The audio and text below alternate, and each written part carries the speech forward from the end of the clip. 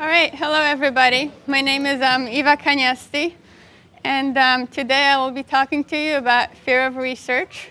We'll actually do the next two presentations a little bit differently.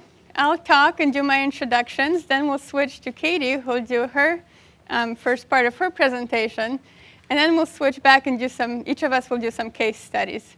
So I'll talk more about process, and she'll talk more about how to do research effectively. So I personally don't fear research at all. I love research. I think that everybody should be doing it. No company today should be launching new websites or applications or doing redesigns without doing some kind of research, whether that's user interviews, usability testing, or even multiple rounds of each. So when I approach my clients, I'm always trying to talk to them about research. And I see myself kind of like this happy, approachable person. And I have so much information to give them. I'm really excited about it. Unfortunately, sometimes I get this really unfortunate feeling that when I'm talking about research, people see me more like this. I get this feeling that they're kind of like, well, I don't know who you are and what you're trying to tell us to do here, but we just don't like that kind of stuff. We just simply don't. And this used to really frustrate me. I've been in the UX field for almost 10 years, and it's still a problem. And I just could not understand why. It's not about ROI. I think ROI is pretty clear. You need to talk to your users to validate your products. And what I realized is it's really about fear. It's not about the conscious decision-making. It's about people's underlying fears and insecurities more than it is about something that can be explained away. And I think the reason for that is that we all think of design as this really fun thing. We look at the end product, we look at the iPhone, and it's amazing. Design is such a great thing. The reality is that the design process is often very, very unpleasant. You've got design by committee, you've got people criticizing other people, you have startups who are failing right and left. So being in that position of actually doing design is often not what we imagine it would be. And when we're in that really high pressure environment, you end up with competition and you end up with fears. The biggest one, of course, being the fear of failure. Most products actually fail in the end, fail in the marketplace. And sometimes they just slowly fade away until you can do better.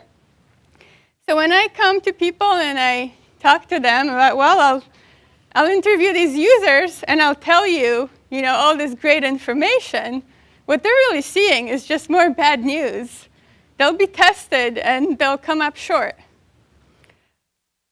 So in my past years of doing this, I found that there are three types of fears that really come to the fore when I'm talking to organizations that are not used to doing research. The first one is simply the fear of testing.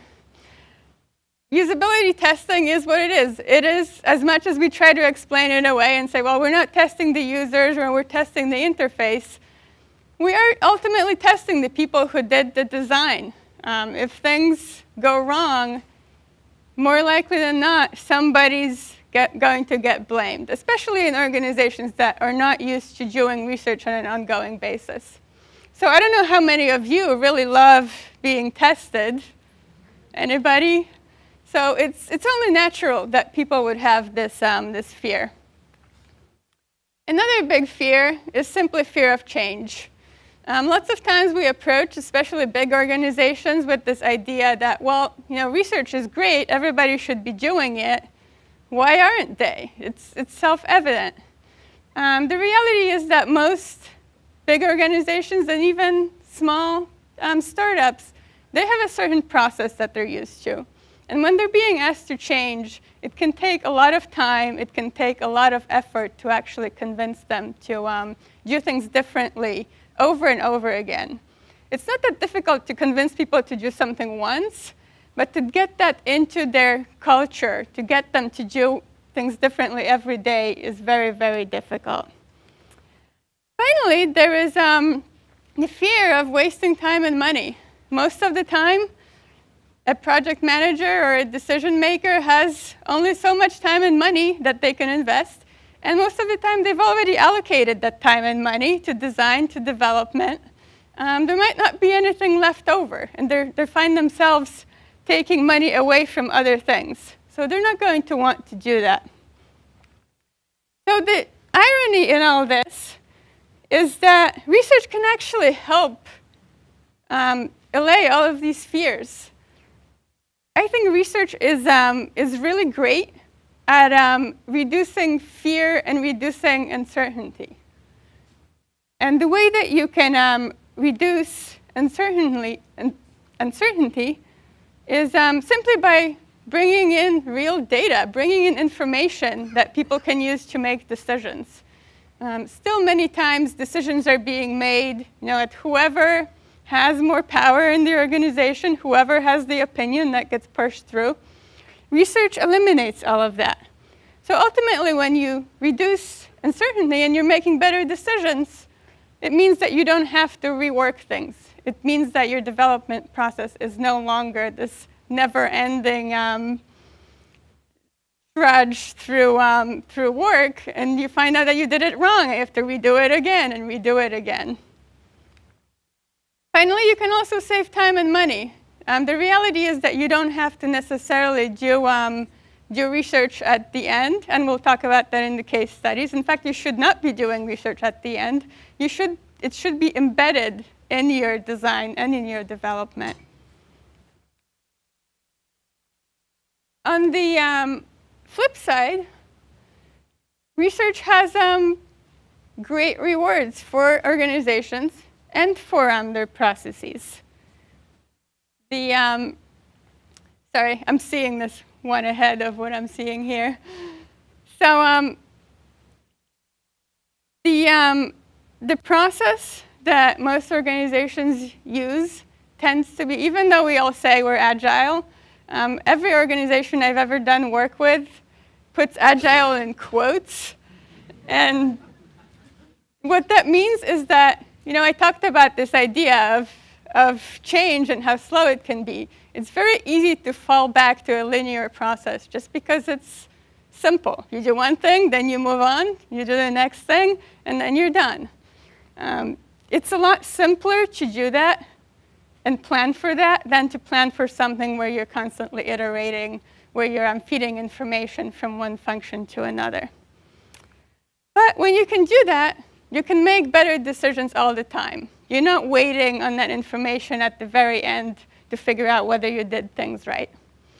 And finally, I find that research is a ton of fun. If you can get your stakeholders involved in research, I don't think I've ever met a stakeholder who thought, well, this was a waste of time. Most of the time, people have a ton of fun, people enjoy it, and they really begin to see the value. So, given all these fears that might be percolating, how do we break through? How do we address these fears, and how do we get to the next level where research really becomes part of what organizations do every day? And I will get to that next with some case studies of what went well and what didn't go well. But in the meantime, I will pass it on to Katie. Cool. Okay, so my talk is about my experience with designing with empathy. And really, it's about how user research can help you make better products. And this is very complementary to Eva's, so we decided to kind of do a flip back and forth. So I am a user experience researcher and designer. I'm originally from Michigan. I've lived here in Vermont for about 13 years. I've focused my practice for the most part on healthcare, and that's been true for the past couple of years. Right now, I'm working with a nonprofit called OpenM Health, and we're working on ways of making better use of digital health data. So that's data that patients are collecting outside of the clinic through things like blood pressure monitors and apps and devices. I'm also working with a local startup called Notably, which is it's an app and web app for parents to help them organize, curate, and privately share their kids' childhood memories. So I am sort of coming at this from an in-house angle, and as an in-house designer, I think of myself as like a stocky tiger person. I'm kind of looking around and I'm listening for times when people in the organization are making assumptions. And the other speakers have talked about this as well. But when people are saying things like, everyone would want the navigation on the left, or our users are all using, desktop computers. And so I'm kind of listening for those kind of things, and I'm saying, let's do our research. Let's just make sure, we're not, talking to ourselves and talking in a vacuum. So in a startup kind of atmosphere, a lot of times you might be like a UX team of one, like a design team of one. And it's up to you. It's your responsibility in that case to be the tiger and be there and kind of ready to pounce on those situations. But be a nice tiger. I became a meme on my birthday. My coworker made this. This is me. I'm a cat, and that's my chocolate pile. And this says, "Did we ask what our users want?" And this came through on our Slack channel, and I was like, oh so good. But then I realized, no, that's not what I say. Like I hope I've never said that. But what I want my team to think that I say is, do we really understand the people we're designing for? And are we sure we're solving the right problem for those people? So you might have heard this quote by Henry Ford. If I'd asked people what they wanted, they would have said a faster horse. Who's heard of this quote? Cool. Did anyone know Henry Ford never said that, actually? That's true. Like, no one can find any evidence of him saying that. But other people will say this to you, especially when you bring up the idea of going out and talking to users. People will say, well, people don't know what they want. You can't just go ask people what they want. So this will come back to you, and really you have to think through, how do you respond to that kind of response? And so what I try to come back with is, we're not actually going to ask people what they want, because I agree people don't always know what they want. But what we can do is make sure we understand the people we're designing for in a very kind of thorough way. We understand their needs, what their lives are like, what their big pain points are. And this helps us solve the right problem for them in the most compelling way possible. What do I mean by that? To me, there's a few aspects to the user experience of products. First of all, is it intuitive? And this is something we think about all the time. Does it make sense? Is it intuitive? You hear that word thrown around. To a user, is it logical? Is it easy? Do they get it? Do they understand it? And we get there through, thoughtful interaction design, through usability testing, and getting early feedback. On the flip side, is it compelling? Is it pleasing? Is it fun? Do I love it? Do I feel that it understands me? Do I feel like I must have it? And we get there through, visual design, through colors, through interaction design, motion design. But when we get to kind of I must have it, and it really understands me, and it gets me, I think we get here through building empathy and a deep understanding. So empathy helps you optimize things like form factor. What form does it take? Is this an app? Is it a device? Is it a piece of paper? What is it that we want to make? It also helps prioritize features. How do we decide which features should float to the top of our list? Well, if we understand our users and we understand what their biggest problems are, that can help us prioritize. Tone and voice. How do we speak to these people? Are they stressed out? Do we need to kind of talk to them in a soothing way? How do we reassure them? Color palette and visual style. What does this thing need to feel like? Should it be energetic? Should it be calming? And then marketing messaging. So if we can talk to people's kind of primary pain points, we can also message them in such a way that we might increase conversion, help them feel better about buying our products. So I think everyone's talked about this. Research saves you time and money. An estimated 50% of engineering time is spent doing rework that could have been avoided. This is a stat you'll see bandied about on the web. And fixing an error after development is up to 100 times as expensive as it would have been before. And an error could not only be like a technical error, but sort of a user experience error, like creating a navigation system that doesn't quite make sense for users, or building a new feature that seemed really cool and awesome to the team, but to users just doesn't resonate and they don't use it.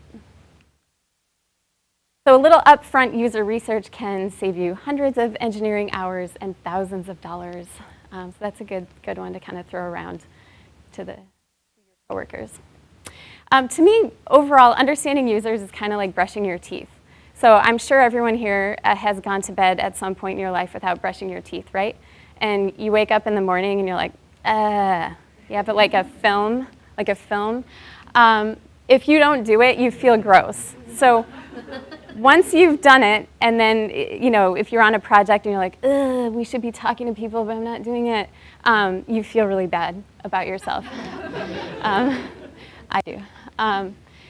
So I'm just going to go through a couple of really quick examples of how we build empathy, and I don't want to I know the prior speakers have talked about this as well, so I'll kind of go through with a focus on giving you some concrete case studies. So interviews and observation, what does it mean? Set up time to talk with representative users. Ideally, this is in their environment. You can learn a lot by being in the environment, the natural environment where people are, or simply go observe them somewhere where they gather. Maybe that's a mall, maybe that's a store, maybe it's their house. Purpose is really just to, as I said, understand their problems, their context, what their days are like. When it comes to observing people, you can find differences between what they say they do and what they actually do. It's really hard for people to tell us what they do because all of us are on autopilot so much of our lives. So observation can be really powerful in that way. Quick example, I was working on an app to help patients tell their stories in a more visual way. And in order to create the app, I needed to understand actually what the parts of a patient's story are. So I sat down with about 8 users, or 8 patients, and just said, tell me your patient's story, just start at the beginning, just tell me everything. I took really careful notes, and later I went back and coded my notes so that I could start to extract out the parts of the patient's story. So here's like a treatment and then a side effect. I heard things like diagnosis, hospitalization. So when I went into the design process, I had this sort of taxonomy of terms that patients were using to describe their stories. So that's just kind of a very mini case study of how my research and interviews gave me the information I needed to create an app that was kind of more user-centered and using the terms that they use to help them communicate their stories. Who here has ever done a participatory design session? Yeah, it's so much fun. So this is a way to bring your users into the design process a little kind of on the early side in the design process. Usually it's a workshop format. Usually involves lots of crafts. And the output is some sort of artifact. So it's basically like a crafting session. The output is some sort of artifact that you can use and kind of bring into your design process. The purpose here is to uncover mental models, really to kind of research things that are hard to talk about, either for emotional reasons, this is like a difficult topic for me to talk about, or just because it's just hard to kind of put into words how I think about this given thing. So here's an example. I was working on another project that was going to help patients place their symptoms on these body outlines. And when we got into this, we're like, well, we don't really understand how patients think about their symptoms in a visual way. So in order to create this app for them to do that, we need to go through this process and make sure we understand. So we had a worksheet and a bunch of supplies and had patients actually draw. So we brought them into a group workshop, had them draw their symptoms on their bodies. And what our biggest insight was patients used shape to indicate the sensation of their symptoms. So one patient used like a star, sharp star on his ankle to show that it was a very sharp kind of stabbing pain. And other patients used kind of round shapes to show a dull pain.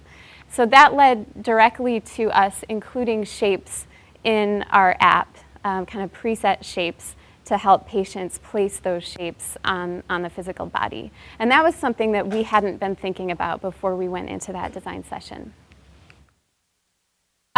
Synthesizing and visualizing findings. Jeffrey talked a bit about Post-it notes. I love to use kind of analog means of synthesizing findings.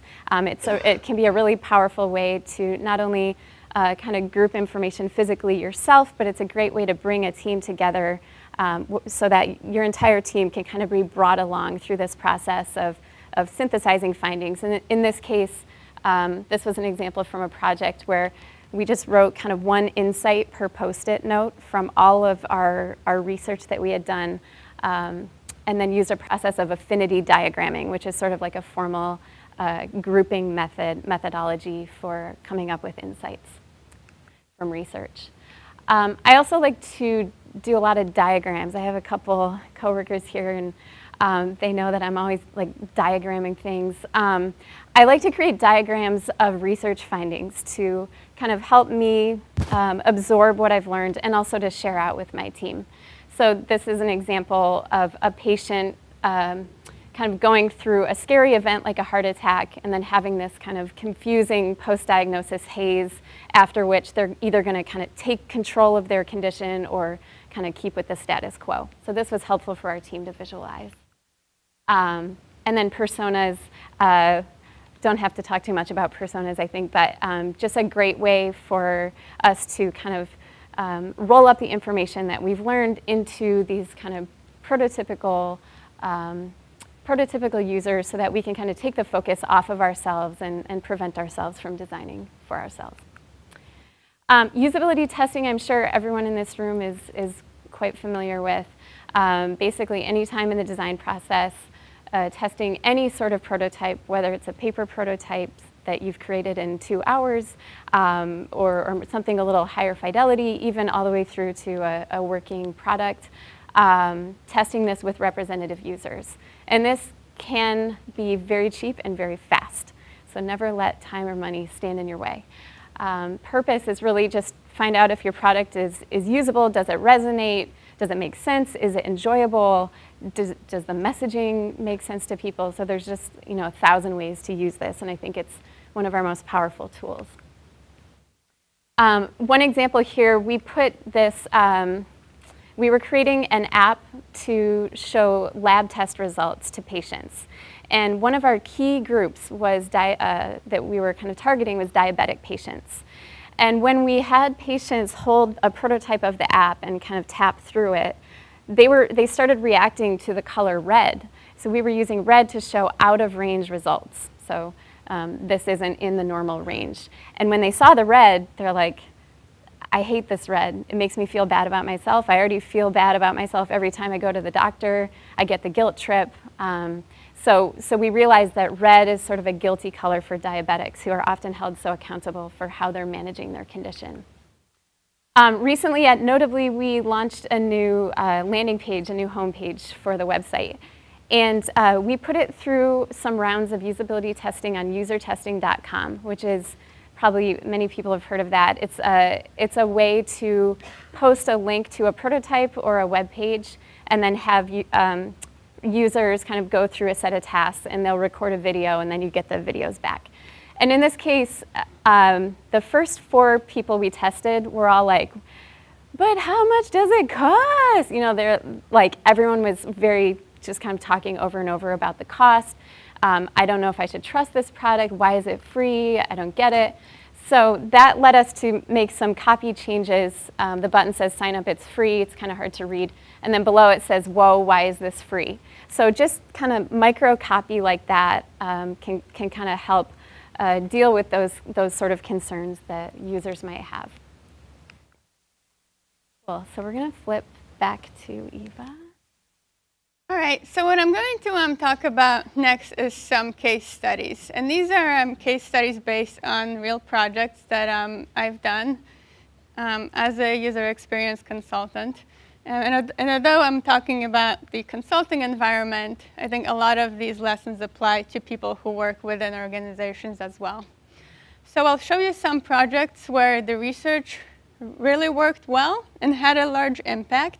And I'll show you some where it really didn't. And the first two studies that I wanted to talk about are in the startup space. As a consultant, I actually have a pretty hard time selling research to startups. And one of the reasons is that they tend to move fast and they really want someone to kind of be an insider. I find that actually the opposite can be true, and it's really valuable for startups to get an outside opinion, outside input, but that is kind of the reality. So these are two projects that I pitched to startups.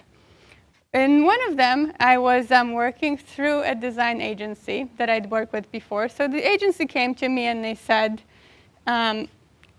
I was asked to do this visual design for these clients, and I think they really need, it's an application, they really need someone to come in and do some UX research. The other one, the client came to me directly, and they were doing a big redesign. This was not an early stage startup. And again, well, we need a UX function to be part of this redesign.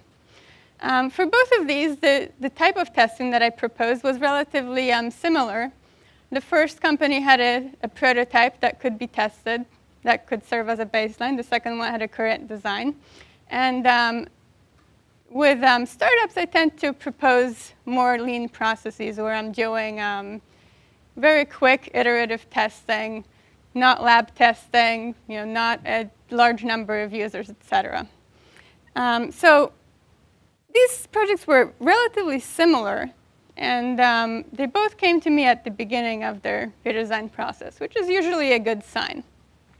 The other difference was that for the first one, we were able to bring users into the company to actually do the research in person. The second one, due to logistical issues, it would be remote, meaning we'd just do it through online meetings. So I've shown you the kind of two main differences. First one, I'm going through a design agency. Second one, directly to client, and then in person versus remote. I know I'm not giving you a lot of information here. How many of you think that Project CH did better? I know there's some of you, come on, okay. How many of you think that Client SO did better? Anybody wants to tell me why they think one or the other did better? And I know you're guessing. Anybody? Okay, and why would that make a difference?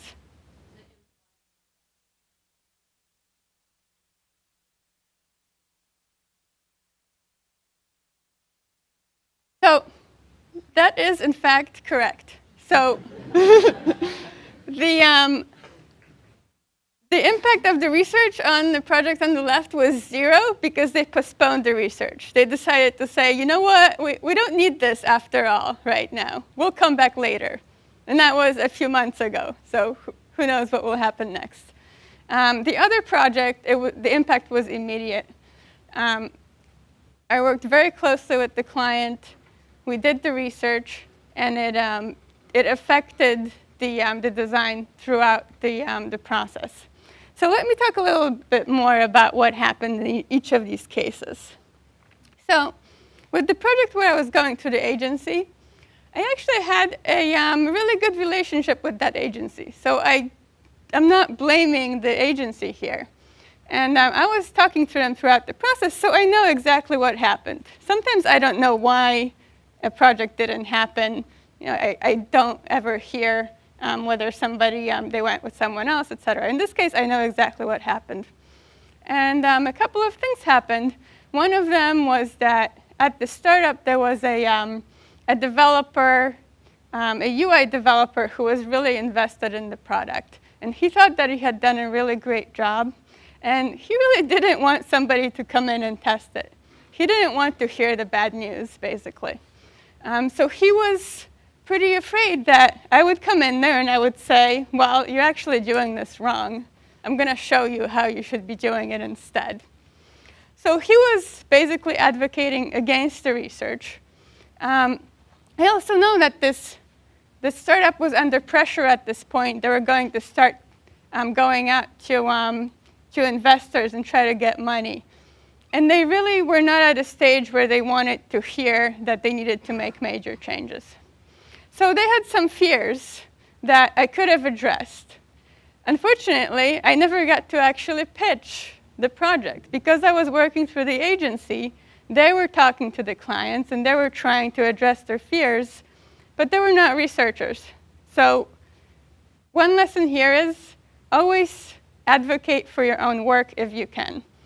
Just because you have a boss or somebody else who's your advocate, they don't necessarily understand the research process. They don't understand what it's going to, how it's going to work and what impact it will or will not have.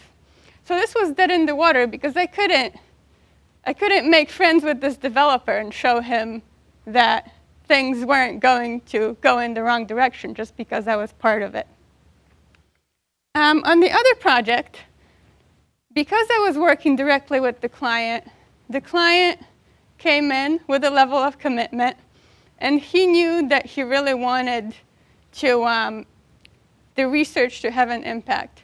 So what happened there is that I was forced to work with the designers, and the designers were forced, and I say that in quotes, to work with me very closely. And this was actually a completely remote project, so nobody ever got together in the same place.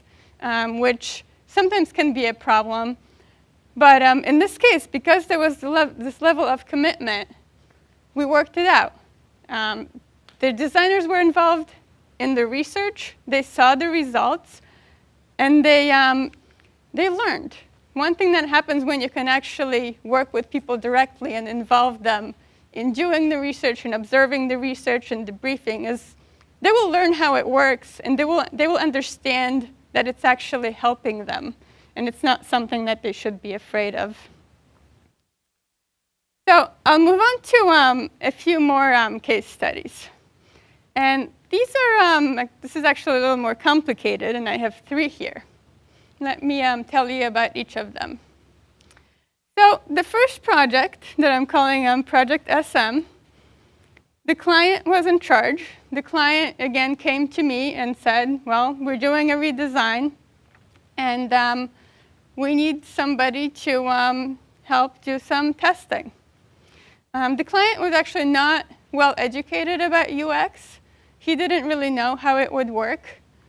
But because I was working directly with him, I was able to propose what I thought would work. And again, I proposed multiple rounds. We were at the beginning of the design process. So we were able to test early with prototypes, and we would also test at the end. In this case, we tested at client location. So this wasn't something where we were bringing people into a lab. This was something where we would grab a meeting room and do the testing there. Second project, and actually a third, again, I'm going through a design agency. And I should say each of these projects, the impact of research was slightly different. So in the second project, we also were doing multiple rounds of testing, but we were coming to the project at the, after a design had already been launched. So what happened is that they actually launched a complete redesign without doing any testing, and then they realized that, hey, there are some problems here. We didn't actually get it right. So they knew they needed research. In this case, because of logistics, we would do all the research remotely. Finally, the third project. This was actually the project where per round of research we spent the most money because it was done in the lab. The agency really wanted to impress the client. They wanted to bring them in to observe the research. They wanted a formal report. So it was, in terms of what we think of the most robust and formal process, this was definitely it. But, and I'm giving you a hint at what happened, they were coming to me at the very end of their design process. They had the website pretty much ready to launch. They just wanted to evaluate it and then get it ready and basically launch very, very quickly after we did this research. So these are the 3 projects. Anybody wants to guess which one did the worst? And this should be kind of easy. Okay, why?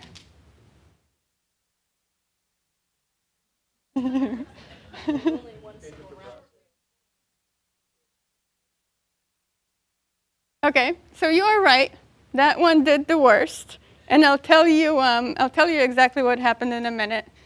What about the project in the middle? So I'll tell you. The one on the left did the best. The one on the right did the worst. What do you think happened with the second one?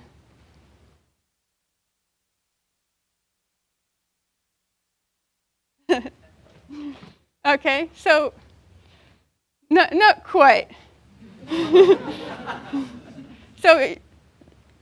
So here's what happened. Project SM, they came to me at the beginning. We did multiple rounds. Again, major impact for the research. The client, even though he didn't know he didn't understand the research process to begin with, but he was involved enough that as we were going through it, he began to learn and he really saw the value.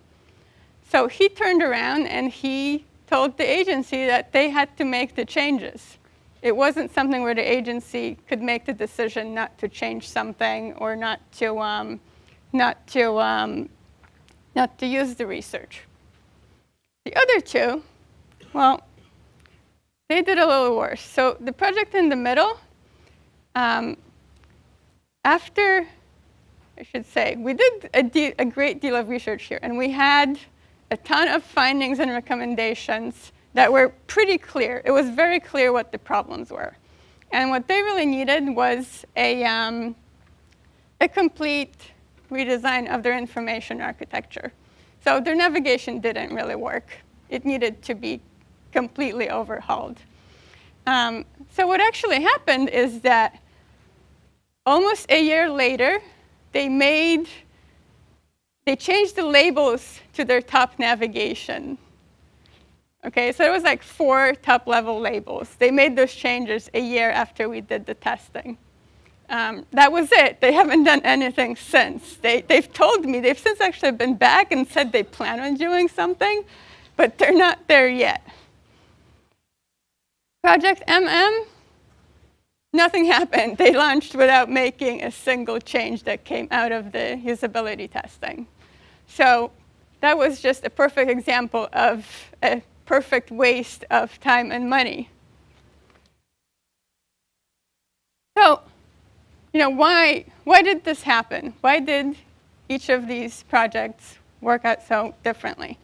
One thing that I didn't speak about is all of these projects were in the government nonprofit space. And if you've worked in, let's say, healthcare or education, you know how slow to change these organizations can be.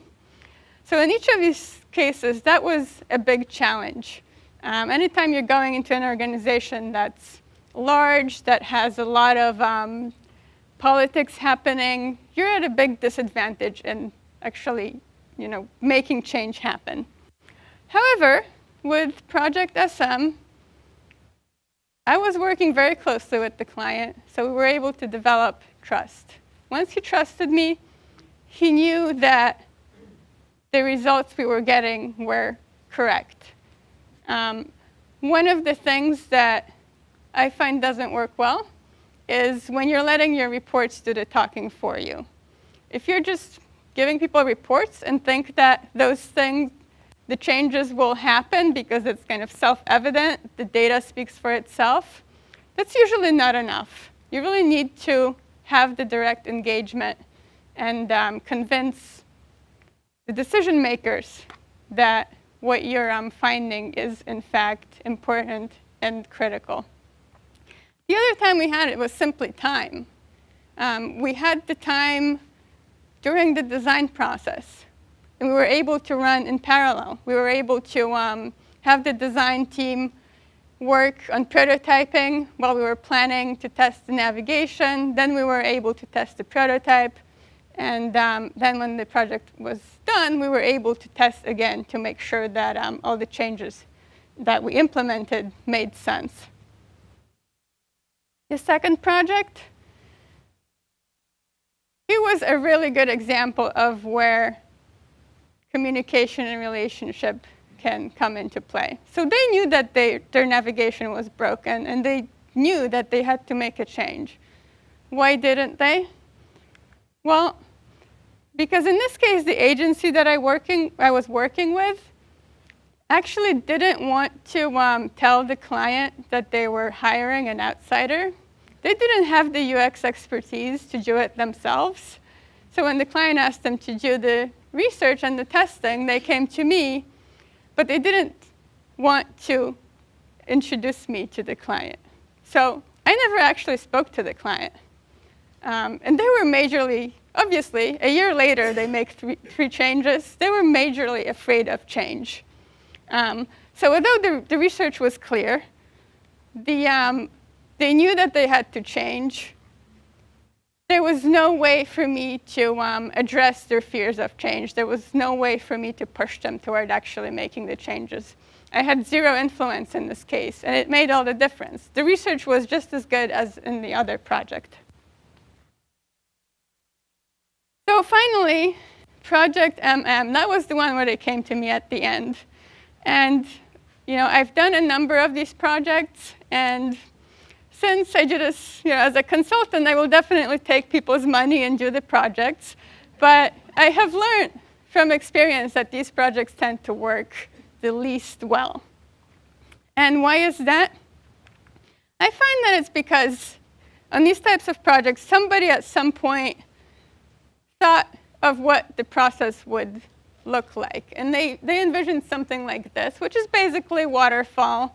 I find that a lot of design agencies will still work that way because they tend to work with others, and they tend to work with outsourced development or work with the client. So it's easy to just kind of compartmentalize and then throw things over the wall.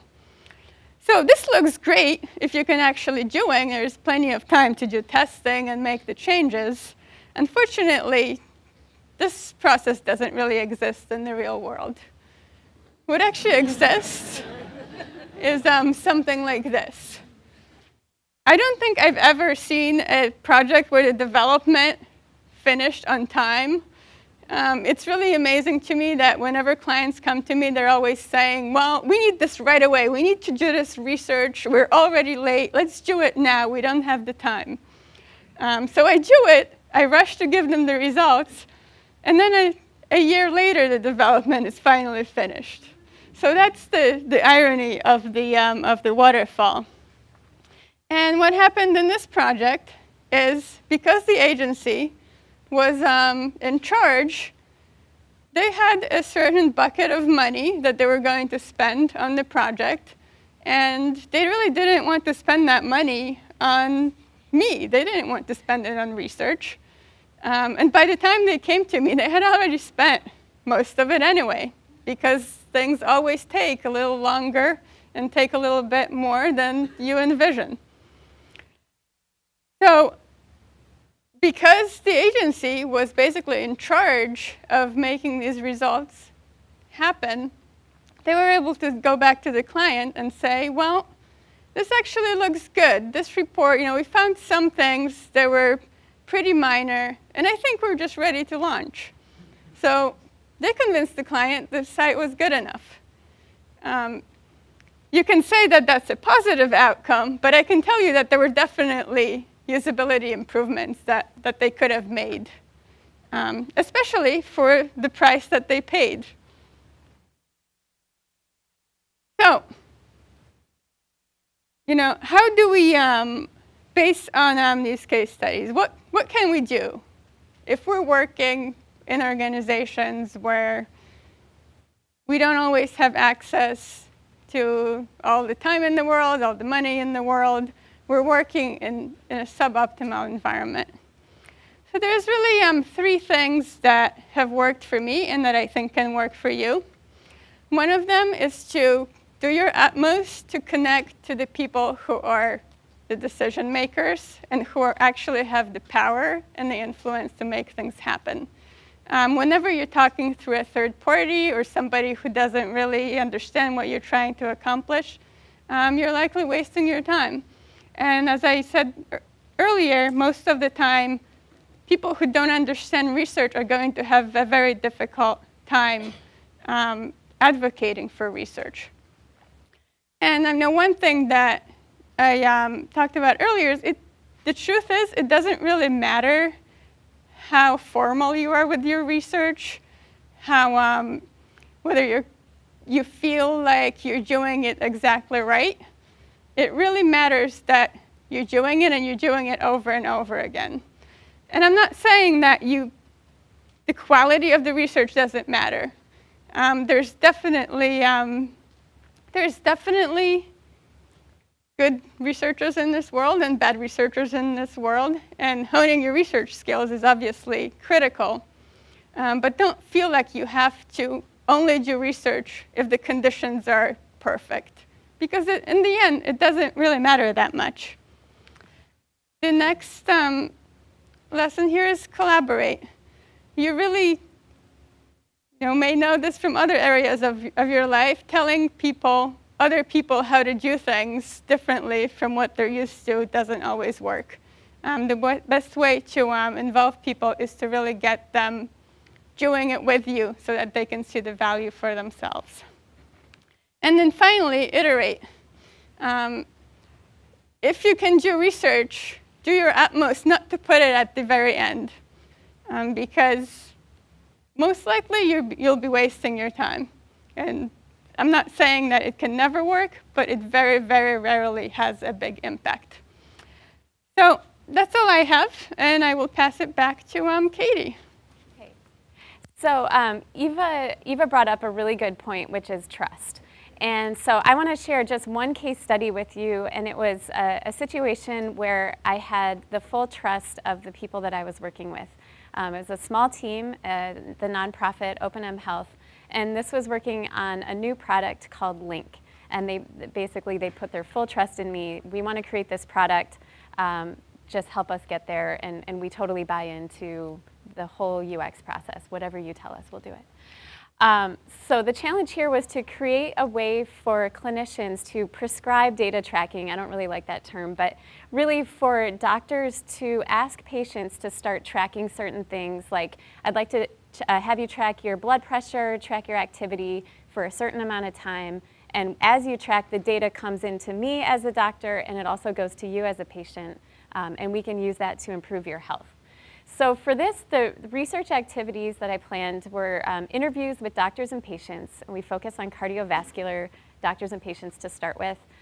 We had a distillation process and sort of modeling of findings. We created user personas, and then we did usability testing on prototypes throughout that process. Just a quick note here, I like to look at the double diamond model of product management when I'm trying to figure out what activities to do during what phase of a project. It's just one model and one resource, but it's one that's been really helpful for me and helpful to also share with my teams. This one was put together by Peter Merholz, which you can find it online, just Google double diamond. So as I said, we went through this process of interviewing users. So I interviewed cardiovascular patients about their experiences, also internal medicine doctors and cardiovascular doctors. I've bubbled up some of our big findings, our big insights and big pain points, and created like a findings brief that our entire team talked through. We got on we're a remote team, so we got on a phone call and just kind of talked it all through together, and I know the team found that really, really valuable. We did create user personas, both for patients and for clinicians, and these broke down along kind of behavioral and mindset lines. So not about kind of demographics, but really more like how patients approach the situation and how clinicians feel about their work. We created design principles that we pulled directly from the information we were hearing from our users. For example, we know doctors are super busy, their attention is totally scattered, they're running from room to room, they're using all different kinds of software. So we decided whatever we made should feel like magic and not work. So we don't want to create more work for them. Same goes for patients. Patients are busy managing their condition, and we don't want to kind of add more work and a burden into their days. I won't go through all these, but number 3 is calm in the storm. So that sort of led to how this product should feel. So that goes to kind of the visual design and this kind of white space. This should feel like a calming product. I'm just going to go through a couple quick examples of insights we learned during testing and then how we brought those into the product. So one thing we heard over and over in our research was that the doctor-patient relationship was extremely important. So when we asked doctors why they got into this field, they were saying, I just want to help people. I love kind of building these relationships with my patients over time. Patients also put a huge value on their relationship with their doctor, especially when it's a specialist, like a cardiovascular specialist. So what we did in the design, we actually placed the avatar of the doctor and the patient close together in the interface and then connected them with a line. And it might seem like a small thing, but to us it was very deliberate. So this is a way for us to kind of put emphasis on that relationship and that closeness between doctors and patients. Second insight, patients loved having access to their doctor. So they would sort of brag about having the ability to contact their doctor either through like having their cell phone number or their email. Doctors also told us that they appreciated the ability to be able to use asynchronous messaging like email or something in the EMR so that they didn't have to play phone tag with their patients. So that led to a product decision. So we were kind of thinking, do we keep in-app messaging or do we cut it? And we heard how important it was to everyone. So we decided to keep it so that patients could add some context to their sort of data tracking and maybe say, ignore this one, this was an error, or I'm a little worried about this one. And then clinicians could respond. Another insight, patients so we wanted to find out how patients remember to keep up with things like taking medication or taking their blood pressure. And there was this insight that they put their medication bottles out on counters or a dresser or a table where they see it so that it'll kind of get in their way. So that led us to brainstorm other things that we could kind of put in their way to help remind them to keep tracking. So we're thinking about the behavioral component of this product. So we prototypes these little kind of tracking little reminder cards, and we tested those internally and we sent them around to some patients that we were kind of doing some beta testing with. So just an example of how that research kind of sparked this idea. We did some usability testing with prototypes using, I don't know if anyone here has used Flinto. It's a really great way to get a prototype on an actual device. So we could send patients a link to the prototype, have them open it on their device and get on a Google Hangout with them, and then talk them through, have them kind of do some tasks on the device. So through that, we were able to get great feedback, make some changes to things like the words we're using, the way we're showing the data on the graphs. That was really valuable. Same with clinicians. We put together just like a clickable, very basic clickable prototype using a tool called UXPin, sent that across to them, and got some great feedback that led us to kind of update the way we're showing data to them. So we were testing not only does this navigation, does this interface make sense, but is this the right data that we should be showing you? Does this data matter to you? So just a few kind of last words. I find that it helps a lot to tell success stories in an organization, especially if you're an in-house.